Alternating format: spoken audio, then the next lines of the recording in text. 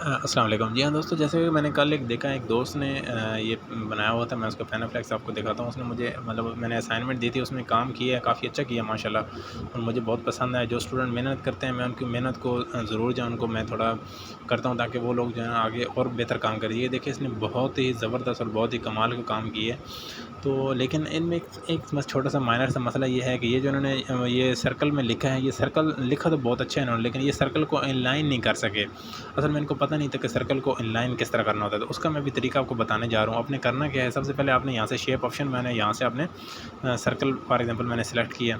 Circle کو select کرنے کے بعد آپ نے یہاں پہ اس کو رکھ دینا ہے. اس کے بعد اس کا میں بارڈر بھی اوپن کر لیتا ہوں. یہاں سے اس کا بارڈر کر لیتے ہیں. صحیح ہے.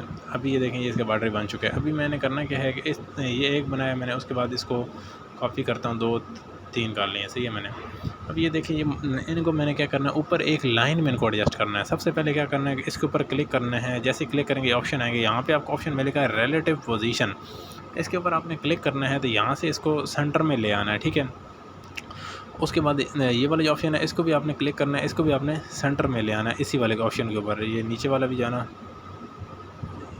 یہ اس طرح اوپر نیچے کلک کریں گے سینٹر میں آ جائیں گے. اس کو بھی اوپر نیچے کلک کریں گے سینٹر میں آ جائیں گے. اس کو بھی اوپر نیچے کلک کریں گے سینٹر میں آ جائیں گے. ٹھیک ہے. ابھی ہم نے کیا کرنا ہے، ان کو اوپر جانا، تینوں کو ایک لائن میں کرنا ہے، بالکل الائنمنٹ میں کرنا ہے. کرنا کیا، سب سے پہلے اس کو کلک کریں گے. اس کے بعد اس کو میں لے کے جانا ہے لیفٹ سائڈ پہ کارنر پہ. تو ایسے کلک کر کے اس کے بعد اس نیچے والے کلک کروں گا، یہ اوپر چلا جائے گا. پھر واپس اس کو کلک کروں گا، پھر اس کو کلک کروں گا، پھر اس کو اوپر کلک کروں گا، یہ بھی اوپر چلا گیا. اور اس سینٹر والے کو پھر سلیکٹ کروں گا، اس کو اوپر کروں گا، یہ اوپر چلے گئے. اب یہ دیکھیں یہ بالکل کارنر میں تو یہ تھوڑے آکورڈ سے عجیب سے لگ رہے ہیں. تو ابھی میں نے کرنا ہے کہ ان کو تھوڑا سا موو کرنا ہے. پھر یہاں ابھی اس ریلیٹیو پوزیشن میں نہیں جانا، ابھی اس پوزیشن آپشن میں جانا ہے. اور اس کے بعد آپ نے ایک ہی پکسل سائز یہاں سے سلیکٹ کر لینا ہے جو بھی آپ کو پسند ہے. میں نے 10 کی ہے. اس کے بعد آپ نے ایک بار ادھر کرنا ہے، پھر ادھر کرنا ہے، یہاں تک لے آئیں. ٹھیک ہے. اس کے بعد یہاں سے نیچے کر دیں. ابھی اس کو بھی اوپر سے آپ نے اسے 10 پکسل پہ لا کے اس کو بھی آپ نے 2 دفعہ نیچے کر دینا ہے. پھر اس کو بھی آپ نے 10 پکسل کر کے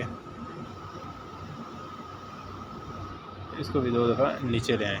یہ دیکھیں یہ بالکل ہی لائن آ چکے ہیں، بالکل ایک لائن میں آ چکے ہیں. یہ دیکھیں بالکل ایک ہی لائن کے اوپر ہیں، آپ دیکھ چکے ہیں.